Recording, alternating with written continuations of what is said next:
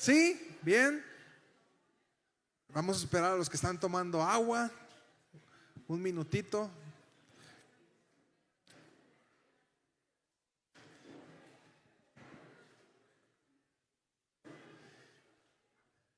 Le pido disponga su corazón, su mente.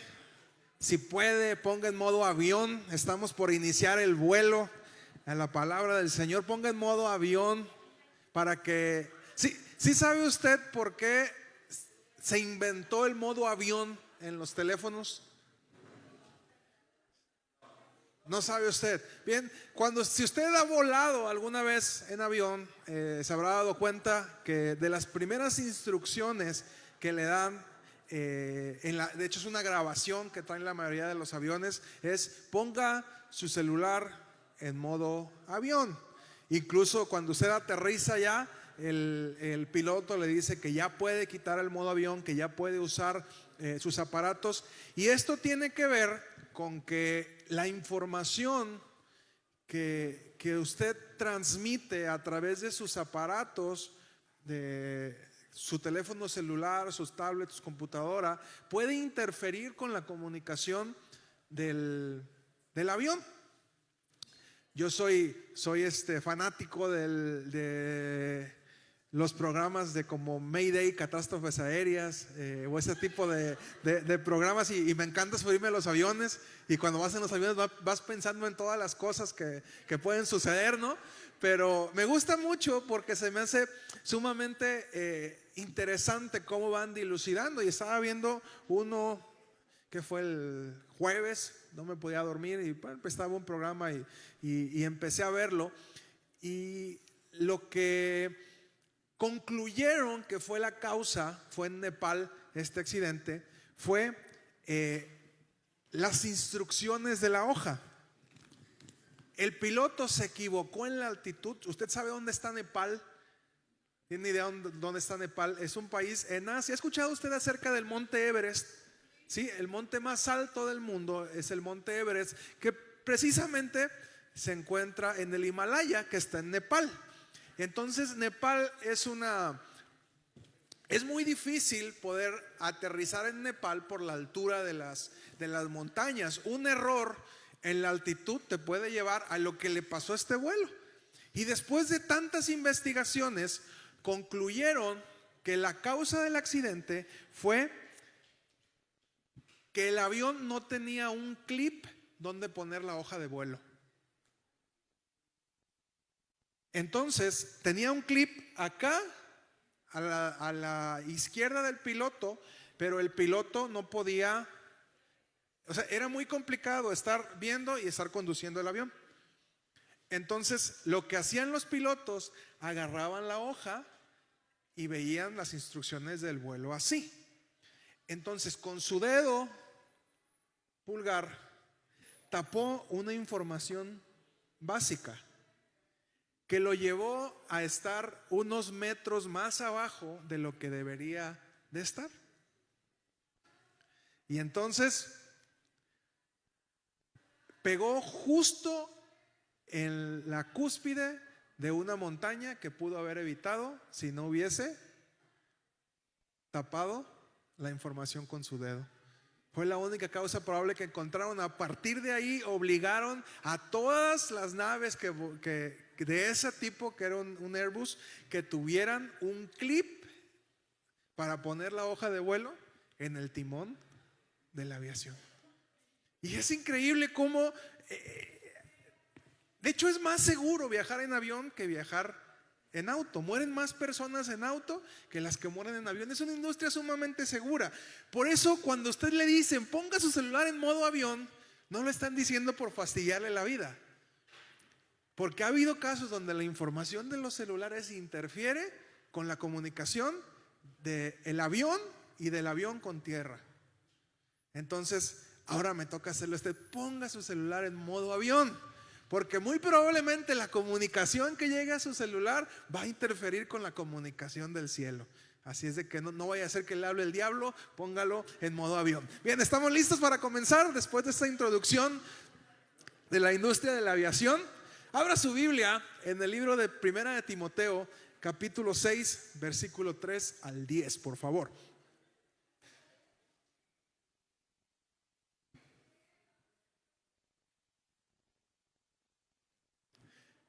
La palabra del Señor dice: si alguien enseña falsas doctrinas, apartándose de la sana enseñanza de nuestro Señor Jesucristo y de la doctrina que se ciña a la verdadera religión, es un obstinado que nada entiende. Ese tal padece del afán enfermizo de provocar discusiones inútiles que generan envidias, discordias, insultos, suspicacias y altercados entre personas de mente depravada, carentes de la verdad. Este es de los que piensan que la religión es un medio de obtener ganancias. Es cierto que con la verdadera religión se obtienen grandes ganancias, pero solo si uno está satisfecho con lo que tiene. Porque nada trajimos a este mundo y nada podemos llevarnos. Así que si tenemos ropa y comida, contentémonos con eso. Los que quieren enriquecerse caen en la tentación y se vuelven esclavos de sus muchos deseos. Estos afanes insensatos y dañinos hunden a la gente en la ruina y en la destrucción.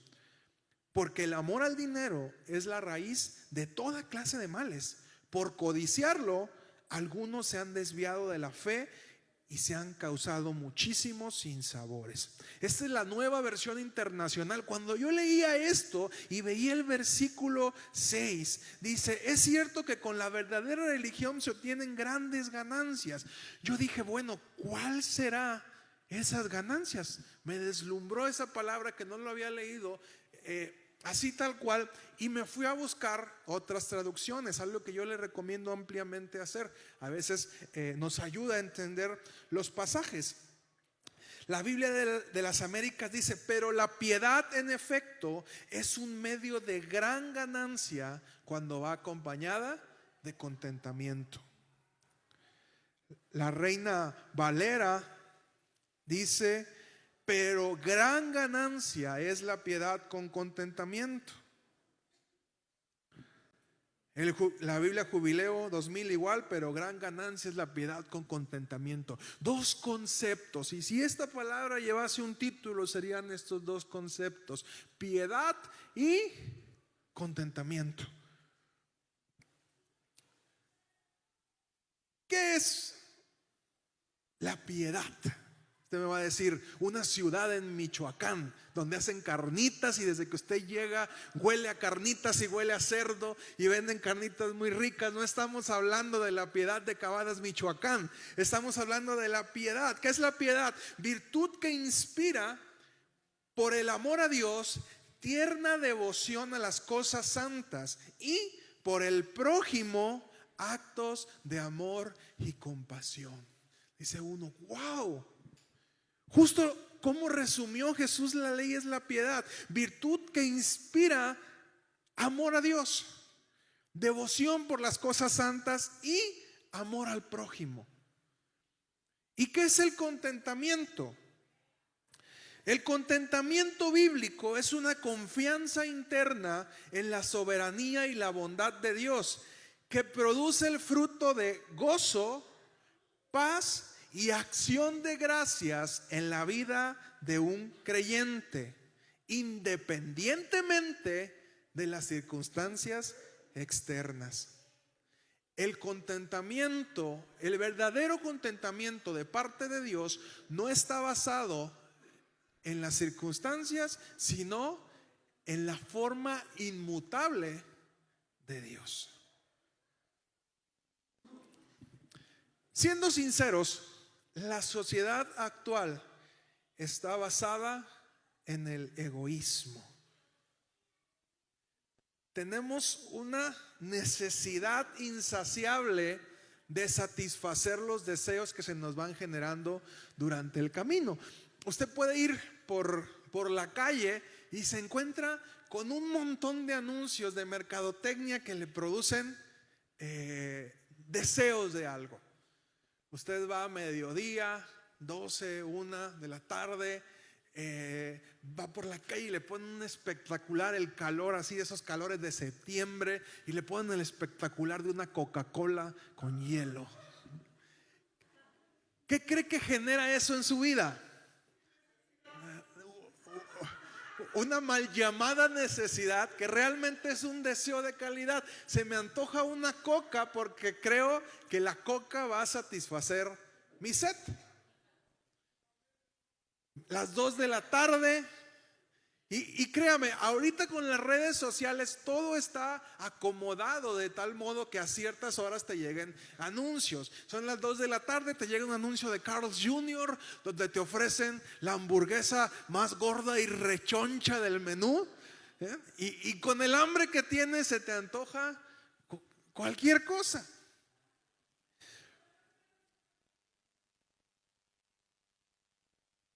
La sociedad actual de eso se trata. Tratar de generarte cada día nuevos deseos y nuevos deseos que lo que hagan es que te desesperes por querer satisfacerlos. Dentro de las frases que mencionó Javier la semana pasada, los pongo en contexto. La semana pasada estuvimos, la semana antepasada, ¿verdad? Estuvimos con la visita de Javier Martínez, director del Movimiento 117. De las frases que él mencionaba, decía que le llama la atención que los jóvenes de esta generación están pasando una depresión similar a la que sufren los soldados después de una guerra, una depresión postguerra. Y el jueves por la noche, mi esposa y yo estábamos en la casa, no fue el jueves o el miércoles, no me acuerdo, y prendí la tele y estaba la película de Rambo, una película de macho alfa, Rambo First Blood, la primera película de Rambo. Yo no sabía, yo veía los Rambos y pues bueno, Rambo mata a todo mundo y anda por ahí por la guerra de Vietnam y toda esta parte. Y la primera película de Rambo está basada en una novela que se llama First Blood, que habla precisamente de un soldado que vive la etapa después de la guerra de Vietnam. Si usted entra en contexto, la guerra de Vietnam fue una de las derrotas más dolorosas para el ejército de Estados Unidos. Se metieron en un conflicto que creyeron que iba a ser fácil poder ganarlo, porque realmente el ejército de Vietnam no era lo suficientemente poderoso en armamento, pero conocían su terreno. Y fue una de las derrotas más dolorosas para el ejército de los Estados Unidos, porque incluso usaron armas biológicas y dicen que realmente lo que derrotó a Estados Unidos no fue Vietnam, sino fue la selva. Entonces hubo muchos soldados politraumatizados en esa guerra como tal. Y le contaba a mi esposa que ahí en Compostela ya falleció el señor. Vivió una persona que era sobreviviente de la guerra de Vietnam y no tenía prácticamente desde esta parte del brazo. Y el señor vivía alcoholizado todos los días, consecuencia de lo que fue el trauma de la guerra para este soldado. Y se retiró, se vino a México, pero realmente nunca volvió a tener una vida 100% cuerda por el impacto que representó la guerra de Vietnam para él. Si usted no ha visto Rambo 1, Rambo First Blood, este hombre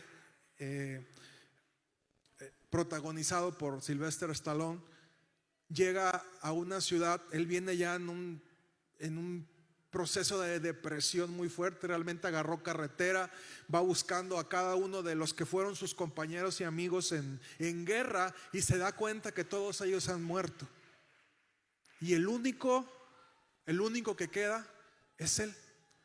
Irremediablemente me llevó a relacionar esto con el profeta Elías. El profeta Elías, después de acabar con 850 profetas de Baal y de Acera, en el Monte Carmelo, una gran victoria donde fuego del cielo consumió el holocausto, dice que él se sintió solo.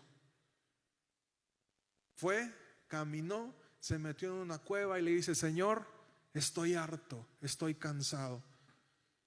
Todos tus profetas, los que no se hicieron del otro lado, del otro bando, que se fueron con otros dioses, ya los mataron y estoy solo.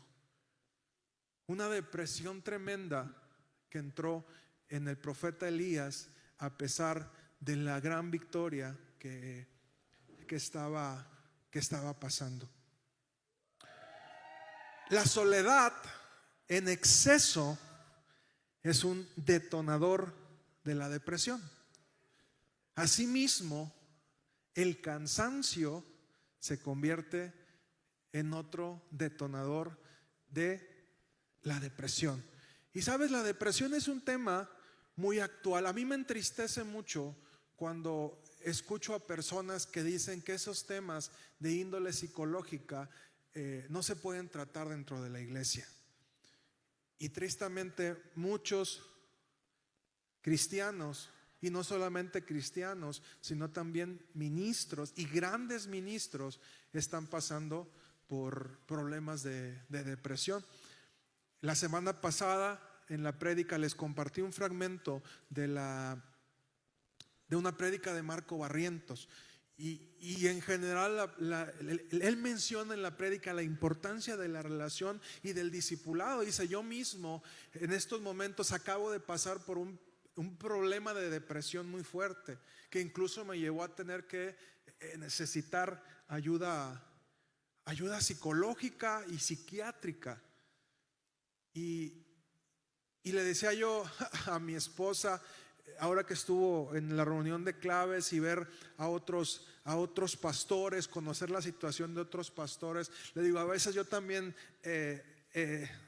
experimento este tipo de depresión como Rambo, ¿no? El ver cómo mis colegas de profesión, mis compañeros en esta guerra, porque cada pastor aún desde su lugar es parte de mi mismo ejército, es un soldado, y trabajamos para el mismo equipo, aunque ellos a lo mejor tengan un poco de doctrina diferente, un poco de forma de pensar diferente.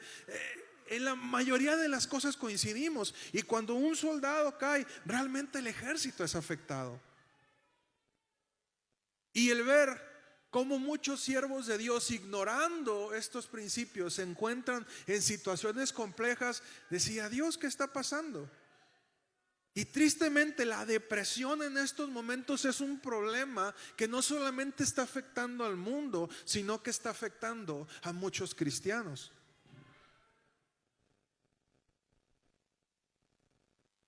La depresión puede tener múltiples causas, las cuales pueden ser de tipo genético, biológico, ambiental y psicológico. Hay personas que genéticamente tienden a depresión. Si en su casa ha habido personas que han padecido depresión, aguas, porque muy probablemente haya una cuestión genética. Y usted me va a decir: ¿por qué? Porque hay muchos neurotransmisores, nuestro cerebro, suceden muchas cosas y tenemos ciertas predisposiciones genéticas, así como usted puede tener una predisposición genética a la diabetes, y dice: bueno, si en mi familia casi todos se han ido en pedacitos, pues me cuido porque hay una predisposición genética. Si en mi familia hay un problema acerca de obesidad, pues yo me cuido porque voy a tender a hacer eso, ¿sí? Cualquier enfermedad que usted ponga, hay ciertas predisposiciones genéticas, y la cuestión de la depresión no es ajena a esto. ¿Qué es lo que detona muchas veces la depresión? Eventos estresantes o traumáticos, como la muerte de un ser querido, puede ser un abuso sexual o físico, o incluso problemas financieros. Cuando estaba leyendo esta información dije: órale, hay personas que pueden caer a una depresión cuando experimentan problemas financieros. Otra cosa que puede detonar la depresión es cambios importantes en la vida, incluso si fueron planeados. Por eso es que muchas veces hay una que se llama depresión postparto. ¿Por qué sucede esto? Porque es un cambio trascendental en la vida. Chicas solteras no se imaginan el cambio que representa en sus vidas tener un hijo. A veces lo esperamos con mucha ilusión, o lo contrario, no somos responsables con eso, con cuidar eso, y que no llegue un hijo en un momento a lo mejor en que no estamos esperando o no estamos preparados para eso. No nos imaginamos el cambio tan fuerte que representa. ¿Y cuántas mamás hay en este lugar? Bien, ¿les cambió la vida, mamás? A ver, levanten su mano las mamás. ¿Sí? ¿Les cambió la vida cuando llegó su hijo? Sí, enséñenle eso a su hija, porque a veces no se dan cuenta. Bien. Problemas médicos como cáncer, dolor crónico o un accidente cerebrovascular, el consumo de drogas o alcohol, el aislamiento social, sobre todo en adultos mayores. Tenemos que ser muy responsables con nuestros ancianos. Cuando les vamos quitando cosas, cuando los vamos aislando, podemos generar una tendencia a la depresión. Antecedentes familiares de depresión, trastorno bipolar, suicidio o alcoholismo. También lo detonan los cambios hormonales. Todos los seres humanos sufrimos cambios hormonales. Algunas personas tienen, por cuestiones biológicas, mayores conflictos. También se genera depresión. Y curiosamente, a pesar de que la depresión puede afectar a cualquier persona, son las mujeres las más propensas a sufrirlas, incluso más que los hombres. ¿Qué tenemos que hacer entonces para prevenir la depresión? Se recomienda, anótelo, dormir lo suficiente y hacer ejercicio de manera regular. ¿Cuántos hacen todo lo contrario? Duermen deficiente y no hacen ejercicio. Levanten su mano. Bien. Y a veces nos preguntamos por qué nos sentimos así. Y dice que todo esto genera que los neurotransmisores necesarios para que nos mantengamos alejados de la depresión. Y bueno, usted me va a decir, ¿vine a escuchar la palabra de Dios o vine a escuchar una clase de psicología? No, usted vino a escuchar la palabra de Dios y de eso quiero hablarle. Mi esposa es una persona sumamente positiva. Si usted conoce a mi esposa, ella es, todo va a salir bien, ¿no? O sea, puede estar una tormenta y dice, se va a regar el campo. Y mi esposa tiene ese, yo bromeo con ella, si usted vio Intensamente, le digo, tú eres alegría. Tú todo lo ves así. Y le digo, yo siento que soy más miedo e ira. Somos diferentes y eso es bueno. Yo soy el menos optimista y el que más analiza los riesgos. Tiendo a ser melancólico y tengo una tendencia nata a la soledad. Y esto me ha llevado, lógicamente, a ser más propenso a la depresión y la ansiedad. Y puede sonar complejo, pero aún el pastor, rodeado de ovejas, puede sentirse solo.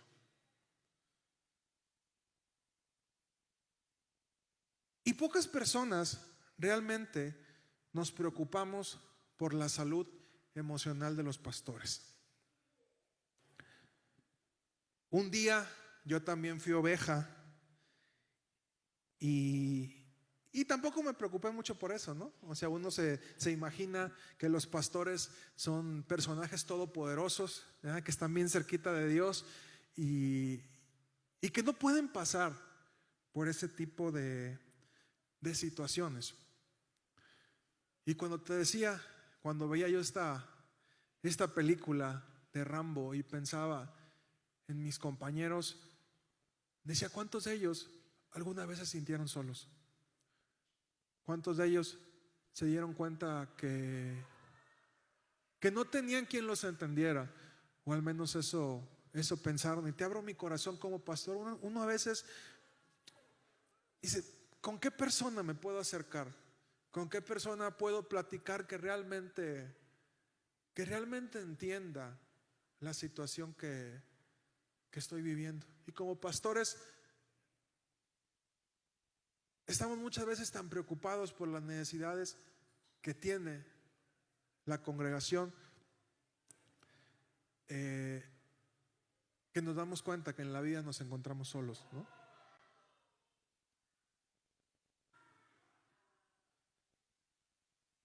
Y ha sido realmente un proceso en mi vida. Tengo algún tiempo para acá que ciertas situaciones, tanto en mi familia, en mi persona, en el ministerio, cuando escuchaba yo esta palabra de Marco Barrientos, me identificaba con las situaciones que estaba pasando él, ¿no? Con los problemas que estaba pasando, y cómo muchas veces no encuentra uno la ayuda donde la necesita. Yo le preguntaba a Dios, ¿cómo puedo pasar por esta etapa? ¿Cómo puedo enseñar también a otros a pasar por esta etapa? Y la respuesta que Dios me daba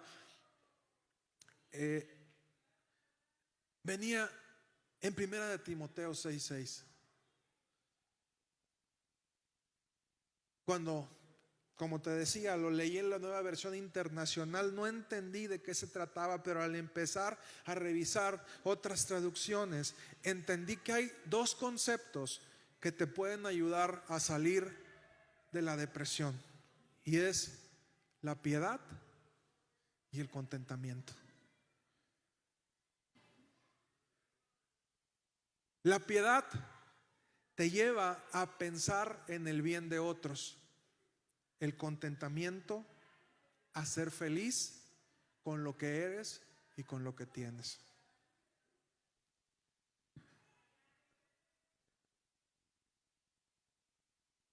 Y sé que suena raro, pero también el pastor Paco se deprime, ¿no?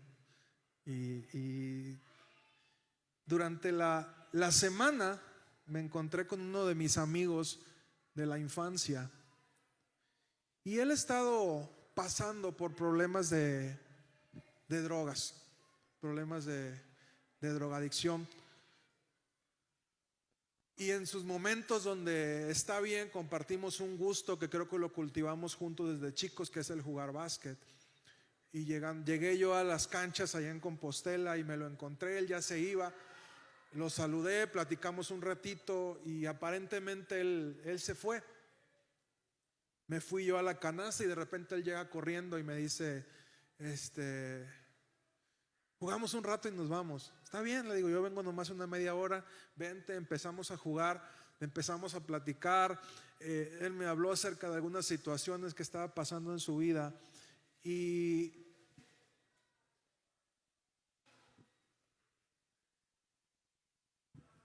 entendí un poco el concepto de la piedad. Tenemos el concepto de la piedad como por piedad, deme algo, ¿no? O sea, como una forma de actuar de manera miserable. Pero realmente la piedad tiene que ver con acercarte y ver por el bien de los demás. Y ese momento, le digo, mi esposa me revitalizó.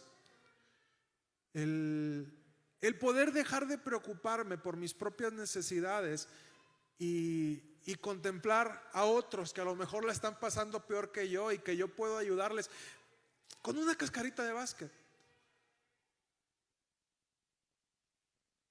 Porque lo que realmente es valioso para otros es el tiempo que nosotros les dedicamos a ellos.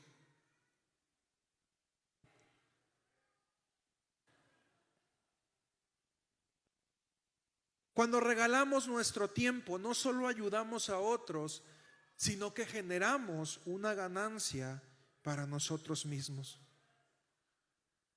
El principio del camino para salir de la depresión tiene que ver en pensar en lo que el otro necesita y no solamente centrarme en lo que necesito yo, no solamente en lo que yo quiero tener, en las cosas que no van como yo quisiera que fueran, sino pensar en las necesidades de los demás. Cuando estamos deprimidos es en lo último que pensamos, en lo que necesita alguna otra persona. El Salmo 100, capítulo 1 al 5, lo hemos leído, lo hemos hablado muchas veces. Dice: aclamen alegres al Señor, habitantes de toda la tierra. Adoren al Señor con regocijo, preséntense ante Él con cantos de júbilo. Reconozcan que el Señor es Dios. Él nos hizo y somos suyos. Somos su pueblo, ovejas de su prado. Entren por sus puertas con acción de gracias. Vengan a sus atrios con himnos de alabanza. Denle gracias, alaben su nombre, porque el Señor es bueno y su gran amor es eterno. Su fidelidad permanece para siempre. El contentamiento, por su parte, tiene que ver con agradecer. Algo que nos roba la depresión es el agradecimiento.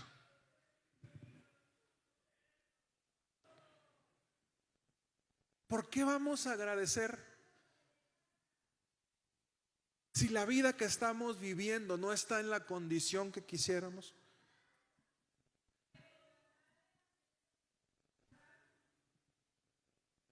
Y biológicamente, una persona en depresión, su cerebro empieza a bloquear precisamente sustancias que generan agradecimiento. Una persona deprimida, perdóneme, es una persona en una etapa de mal agradecimiento, ¿no? Y no digo como una pedrada a usted, porque yo le dije hace rato que yo también paso por esos procesos. Incluso yo tiendo a ser, por mi propio temperamento, a lo mejor más que usted. Usted a lo mejor se identifica más con mi esposa, que es muy positiva, pero yo no.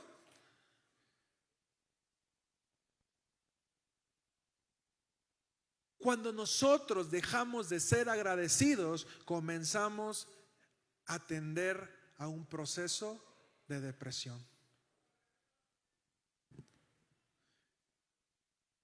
Y desde la parte física, te doy este tip, este conocimiento. La gratitud aumenta la producción de los siguientes neurotransmisores. Ojo, por eso te estoy leyendo el contexto de la palabra. Entra por sus puertas con acción de gracias. La importancia del agradecimiento. ¿Qué es lo que genera biológicamente el agradecimiento? Serotonina y neropinefrina. Sé que a lo mejor no les suenan a nada estos neurotransmisores. ¿Qué es lo que hacen? Son las encargadas del estado de ánimo. Cuando usted inicia su vida agradeciendo, tendrá un mejor estado de ánimo. Otro neurotransmisor, la testosterona, que es la encargada de la reproducción. Cuando usted inicia su día agradeciendo, tendrá mayores ánimos a reproducirse. Los casados entenderán el chiste. ¿Ven? Probablemente le va a doler menos la cabeza, mujer, en la noche. Si usted tiene una actitud de agradecimiento, va a cambiar esas cosas que a veces distancian los matrimonios. Ojo. La oxitocina, que es la encargada de la cohesión social. Cuando usted vive una vida de agradecimiento, tendrá más oxitocina, la cual le permitirá poder relacionarse de mejor manera con otras personas. Otro neurotransmisor es la dopamina, que es la encargada de la cognición y el placer.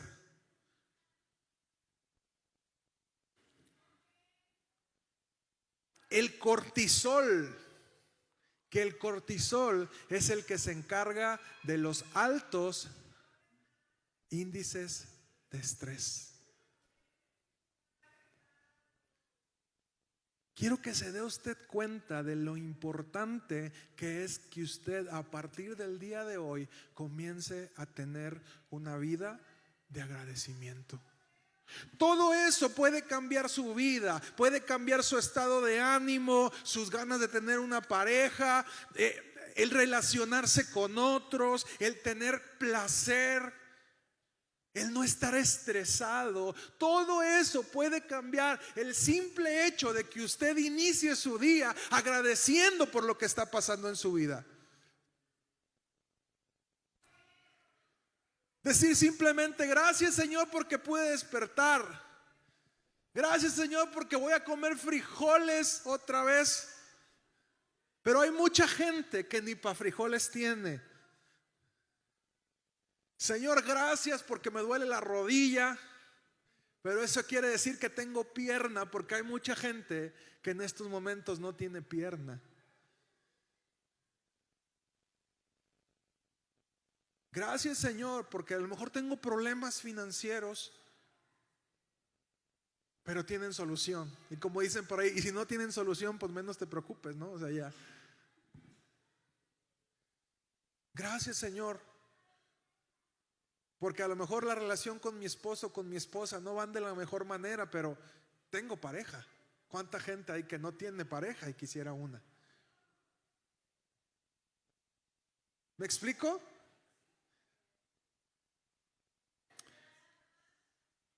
Físicamente hay una gran repercusión cuando tenemos un corazón agradecido. Primera de Timoteo, capítulo 4, versículos 7 al 8. Dice: rechaza las leyendas profanas y otros mitos semejantes. Más bien, ejercítate en la piedad.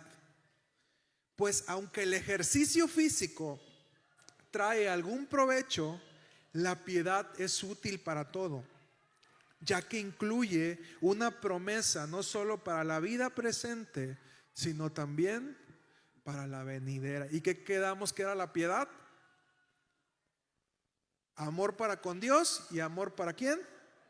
Para el prójimo. El apóstol Pablo le dice a Timoteo: si vas a ejercitarte en algo, ejercítate en la piedad. Y todo ejercicio conlleva disciplina.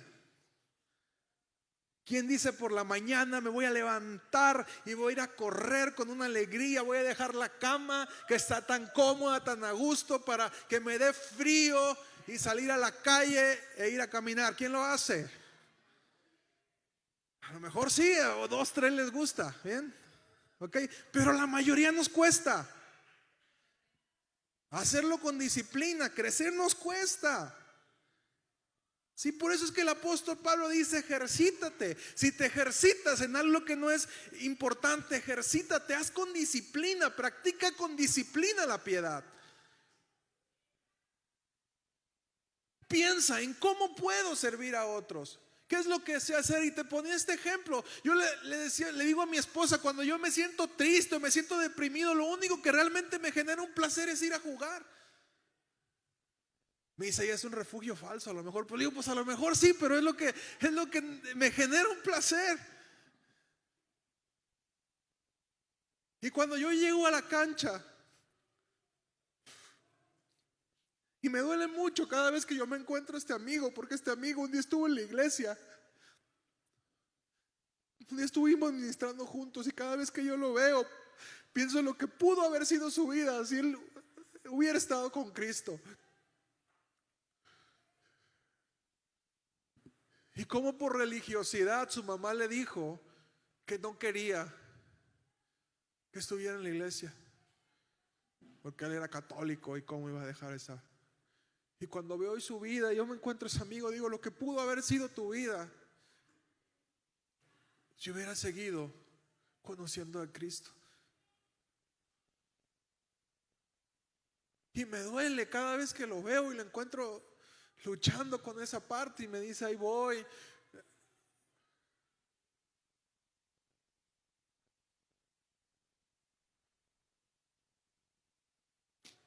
Y lo único que te puedo regalar en estos momentos es jugar básquet, ¿no?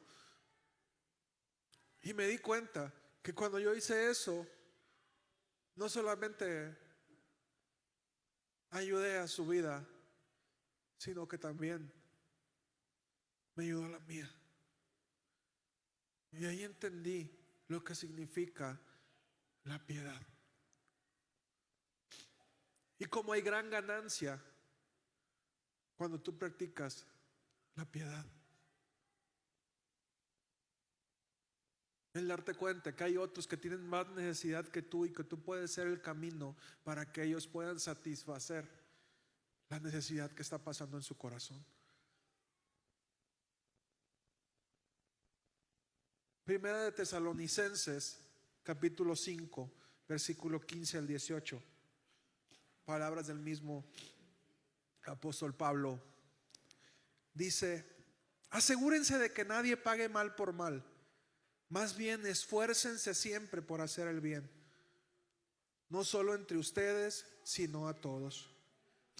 Estén siempre alegres, oren sin cesar, den gracias a Dios en toda situación, porque esta es su voluntad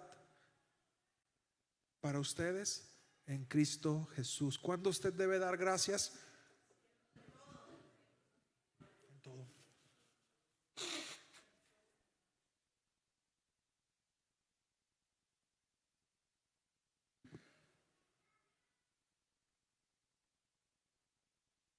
Y cuando yo le decía a Dios: Señor, ¿por qué me siento así?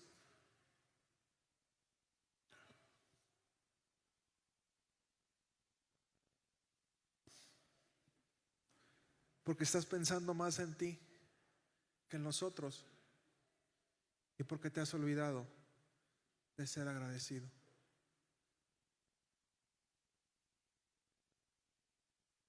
Y es complejo, porque a veces dice uno: ¿cómo? Hay momentos en donde te puedes sentir mal, pero ¿cómo puedes deprimirte cuando aparentemente todo va bien, no? O sea, seguramente tú conoces a personas que aparentemente todo va bien en su vida. Quizás están mejor que tú, ¿no? Dicen que la depresión existe en Hollywood y en la colonia más marginada del mundo. La depresión no es cuestión de circunstancias económicas, mucho menos.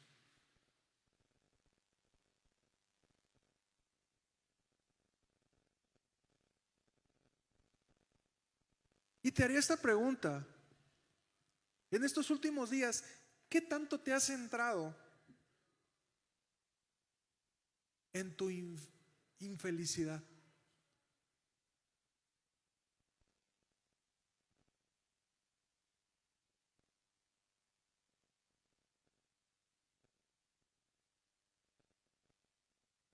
Y te digo, mi esposa es una persona muy optimista y ella siempre dice: pues decide ser feliz, ¿no? Yo digo: ay, pues qué fácil, ¿no? Qué fácil pero qué difícil en la práctica, ¿no? Pero es la respuesta. O sea, a final de cuentas, la última decisión, lo que nadie nos puede robar, es cómo respondemos ante las circunstancias que están pasando en nuestra vida. Tú decides cómo es que respondes a ese último punto. Es lo que nadie puede robarte: la decisión de cómo vas a reaccionar ante lo que estés pasando en tu vida, sea bueno o sea malo. Tú vas a decidir. Tú vas a decidir si das gracias o si te quejas irremediablemente. ¿Es fácil? No. Hay veces que no es fácil agradecer. Hay momentos de dolor en la vida donde no es fácil agradecer, pero el Señor nos dice: den gracias. ¿En qué? En todo. Y todo no es cuando me está yendo bien, todo es todo.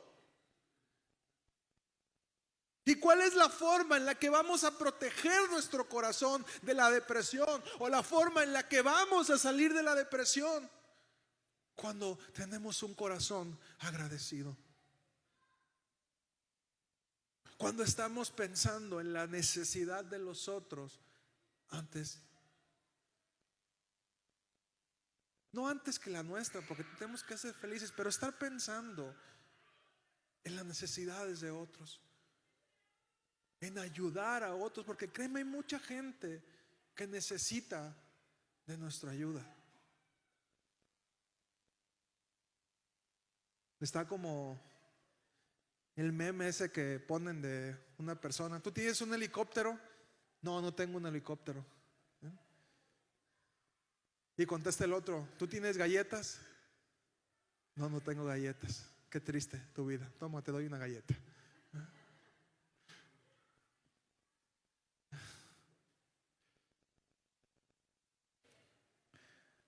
¿Hace cuánto que no agradeces a alguien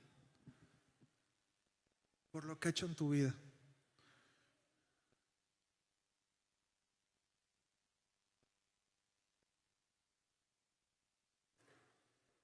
¿Hace cuánto que no vas con tus papás y le dices: papá, gracias porque me has dado de comer durante estos 15, 20, 30 años? No sé si a las 30 todavía iban con sus papás, ¿verdad? Pero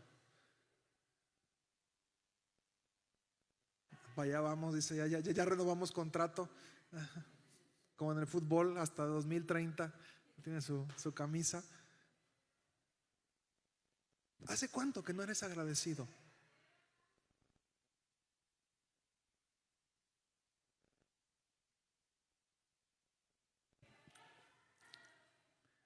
¿Hace cuánto que no le das gracias a Dios por lo que tienes? En una sociedad consumista como la que vivimos, es difícil ser agradecido. Siempre queremos algo mejor. Siempre tenemos el iPhone 15 y queremos el iPhone 16, que es exactamente lo mismo, pero queremos el iPhone 16 por una cuestión de estatus.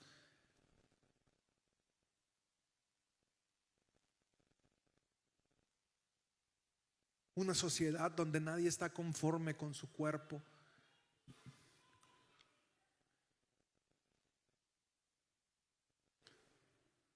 Que la gente hace hasta lo imposible, se inyecta, se mete cosas, se ponen botox, se ponen un montón de cosas porque no quieren aceptar la realidad que están viviendo, ¿no? Siempre quiero tener lo que tiene el otro. Ese tipo de sociedad en la cual vivimos nos orilla a convertirnos en personas malagradecidas y por ende en personas que tienden a la depresión.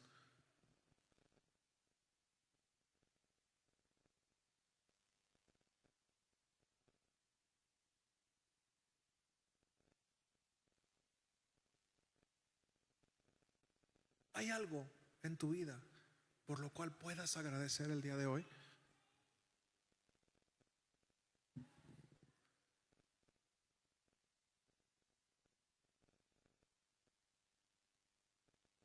¿Hay alguien por ahí cerca de contigo a la cual le podrá hacer bien que le agradezcas?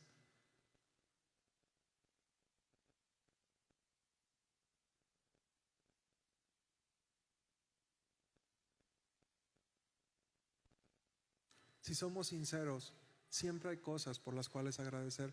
Y qué padre sería que el día de hoy saliéramos con esa actitud de dar gracias por lo que tenemos.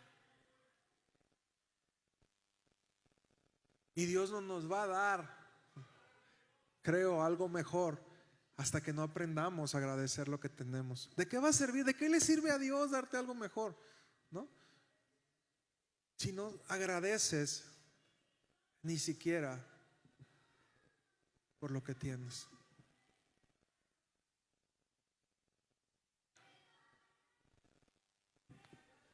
Ponte de pie, por favor.